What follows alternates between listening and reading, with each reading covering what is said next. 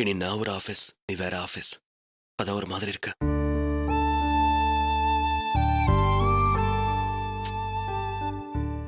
உனக்கு ப்ரமோஷன், எனக்கு salary increment, இதெல்லாம் சந்தோஷம்தான். ஆனா வேற வேற ஆஃபீஸ்ல உன்னை பார்க்காம நான் அதான் கொஞ்சம் வருத்தமா இருக்கு. பிரகாஷ், எனக்கு இதுலயும் சந்தோஷம்தான்.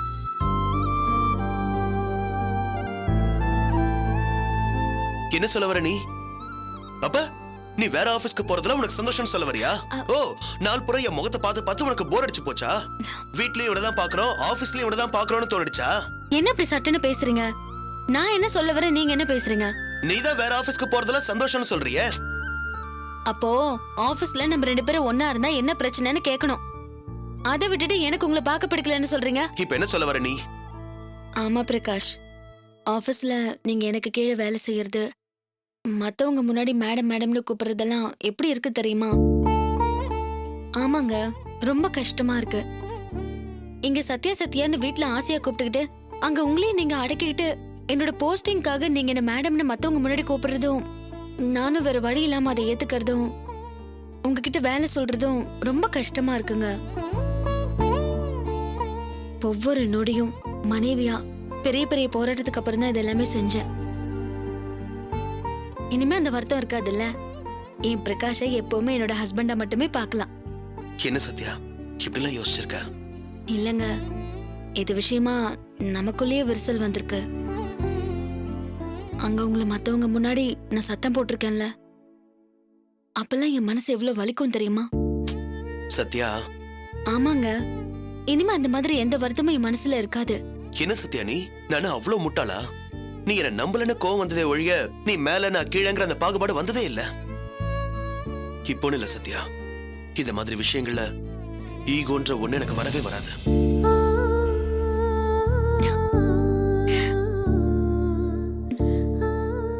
இதான் பிரகாஷ், நீங்க லைஃப் முழுக்க எனக்கு கொடுக்கிற கிஃப்ட்.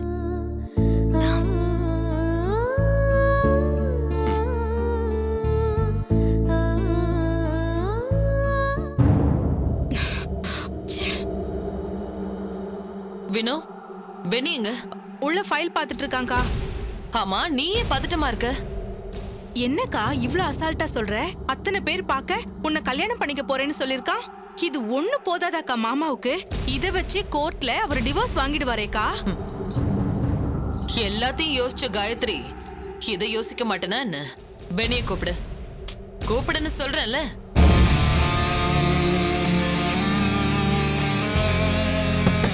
பெனி, அக்கா கூப்பிடுறாங்க. மேடம். மேடம், என்ன பண்ணிட்டு இருக்க பெனி? கம்பெனி விஷயமா நம்ம ஆடிட்டர் ஃபைல் கேட்டாரு, அதான் பார்த்துட்டு இருக்கேங்க மேடம்.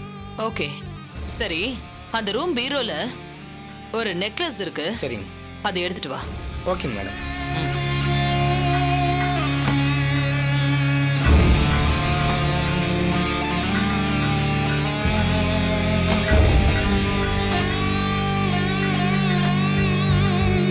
இந்தாங்க மேடம்.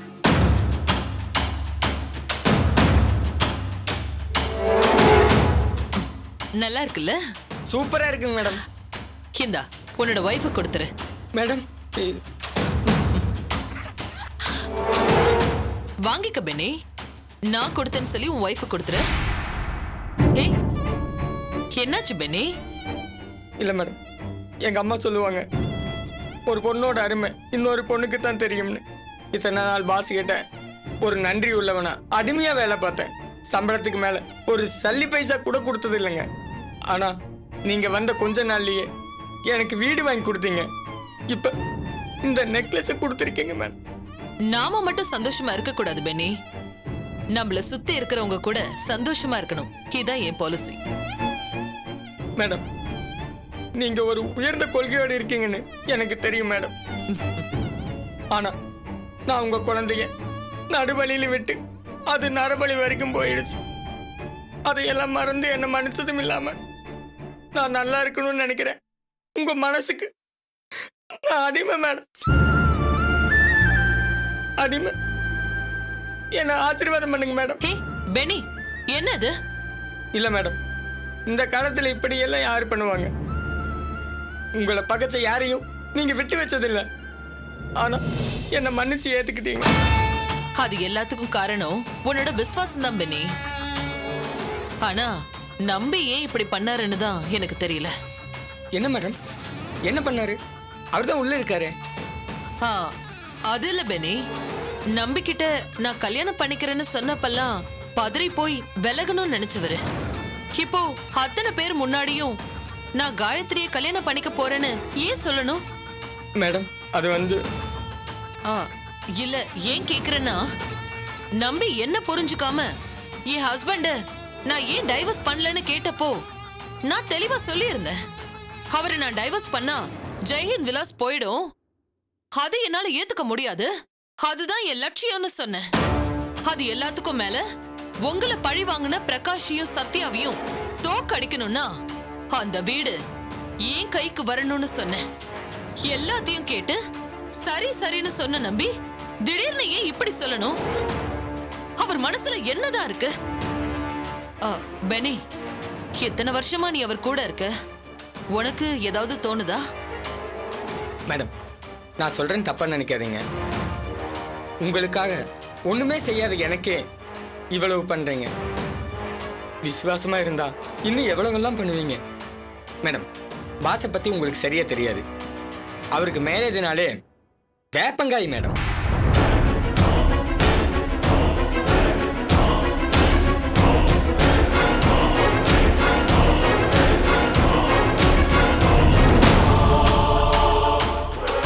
மேடம் இங்க இதுக்கு முன்னாடி எத்தனையோ பொண்ணுங்க பொம்பளைங்க வந்து போயிருக்காங்க.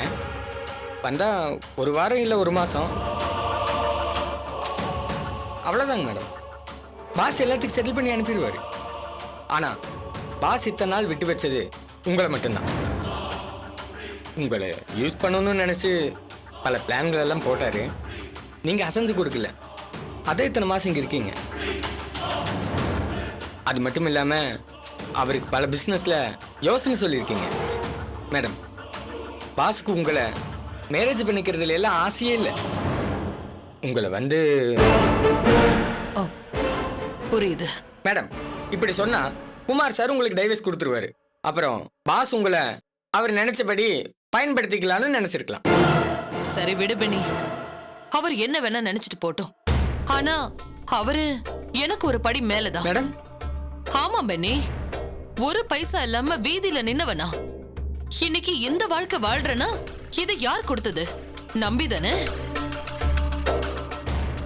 வீடு, காரு, பங்களா, சொத்து, பவர்னு எல்லாம் கொடுத்திருக்காரு.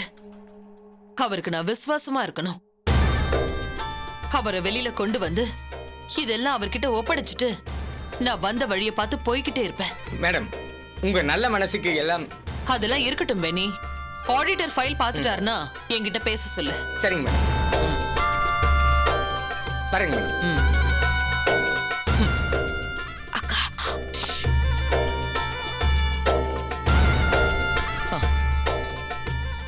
கணக்கெல்லாம் சரிதாண்டி. அவனை நாம யூஸ் பண்ண மாதிரி அவன் என்ன யூஸ் பண்ண நினைச்சிருக்கான். இதுதான் கதையா இருக்குமோன்னு நானும் யோசிச்சேன்.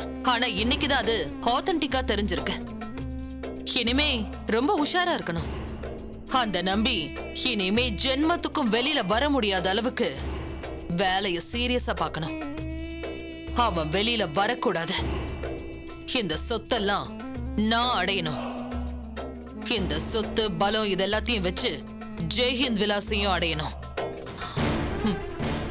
இனிமே இதுதான் என் லட்சியமா இருக்கும். அவன் வெளியில வந்துட்டா எல்லாமே கொலாப்ஸ் ஆயிடும். அதுக்கு விடவே கூடாது. அக்கா எனக்கு ஒரே ஒரு சந்தேகம்க்கா. என்ன? இல்ல பென்னி உனக்கு அடிமையா இருக்கான், அவன்கிட்ட கூட உன் பிளான் எதுவும் சொல்ல மாட்டேங்கிற, ஏன்கா?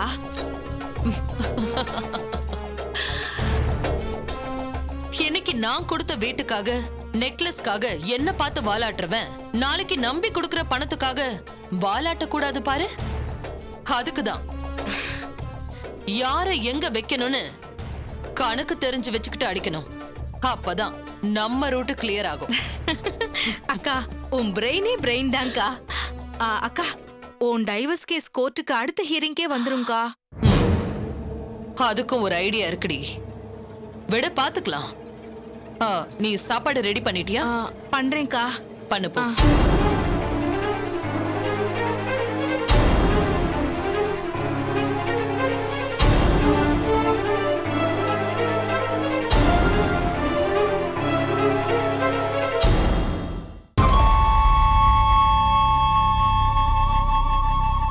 யார் சார்? மினிஸ்டரோட தம்பி பார்க்கணும். இப்போ வந்துருவாரு, கொஞ்சம் வெயிட் பண்ணுங்க. ஓகே. வணக்கம் சார்.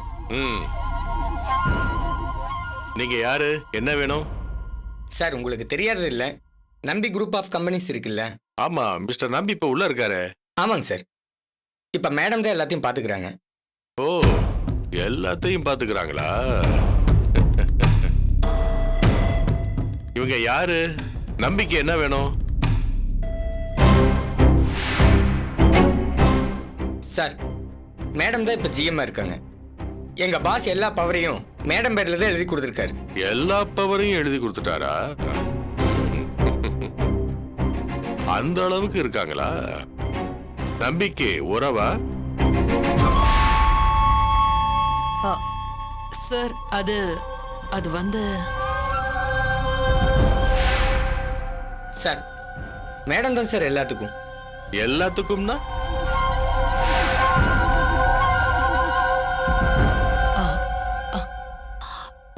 Friend sir. ஓ, ஃப்ரெண்டா? வாங்க உட்காந்து பேசலாம்.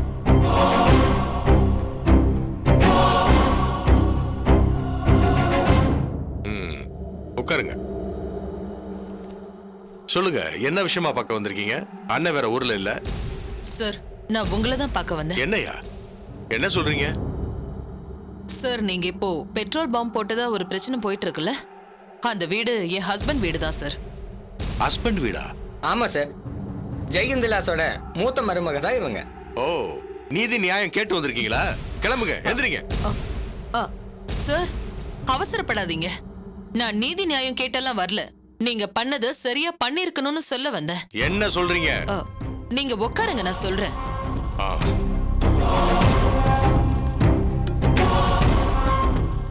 சார் எனக்கும் அந்த வீட்ல இருக்கிறவங்க எதிரிதான்.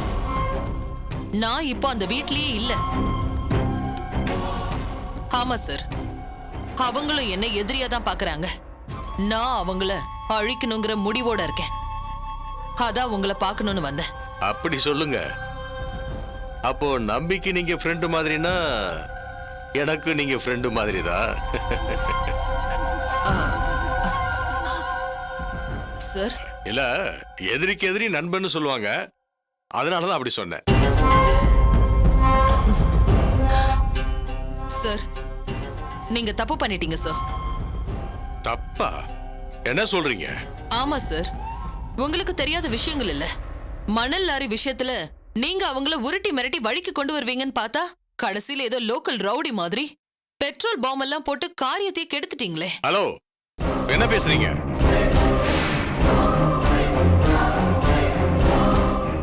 அந்த பெட்ரோல் பாம்புக்கும் எனக்கும் எந்த சம்பந்தமும் இல்ல. என்ன சார், இப்பதான் எதிரிக்கு எதிரி நண்பன்னு சொன்னீங்க, இப்போ என்கிட்டயே மறைக்கிறீங்க. எங்களுக்கு அரசியல் பாடம் எடுக்கிறீங்களா? எங்களுக்கே எல்லாம் தெரியும். யாரை எப்படி சரி கட்டணும்னு தெரியாமலா என் அண்ணன் மினிஸ்டரா இருக்காரு? இந்த விஷயத்துல நான் எதுவும் பண்ணல. அவங்கள மிரட்டினதோட சரி. எவனோ எதிர்கட்சிக்காரன் இதை பண்ணிட்டு பிரச்சனையை எங்க மேல இழுத்து விட்டான்.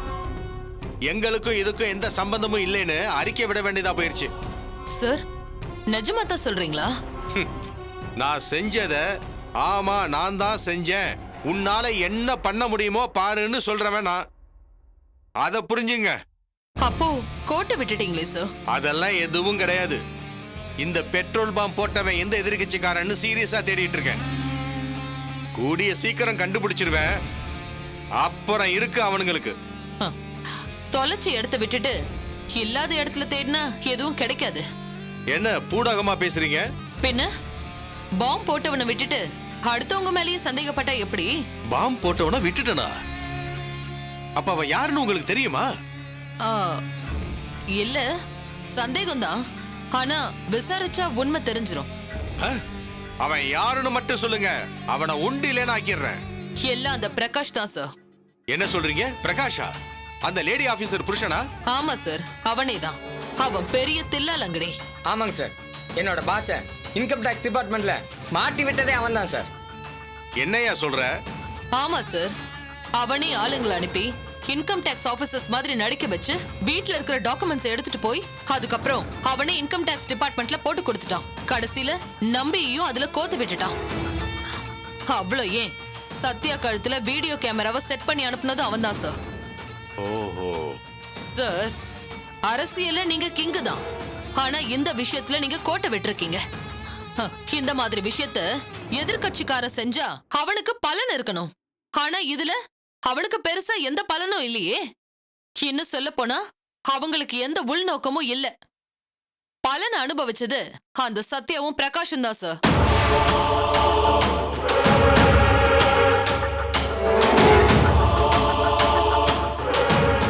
சத்யா தாசில்தார் ஆயிட்டா, பிரகாஷ்க்கு சேலரி இன்கிரிமெண்ட் ஆயிருக்கு.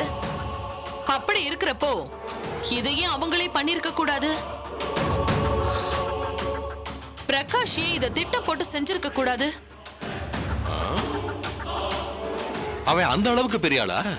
சார், உங்க செல்வாக்க வச்சு நீங்க விசாரிங்க, உண்மையெல்லாம் தானா வெளியில வரும். உங்க ஆளுங்களை விட்டு பேச சொல்லுங்க.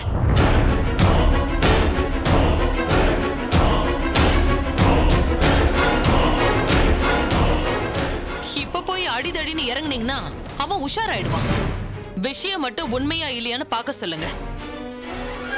இது மட்டும் உண்மையா இருந்துச்சு, அவன் இல்ல அவன் குடும்பமே எந்திரிக்க முடியாதபடி அடிப்பேன். இந்த ஜென்மத்தில் அவன் தப்பிக்கவே முடியாது.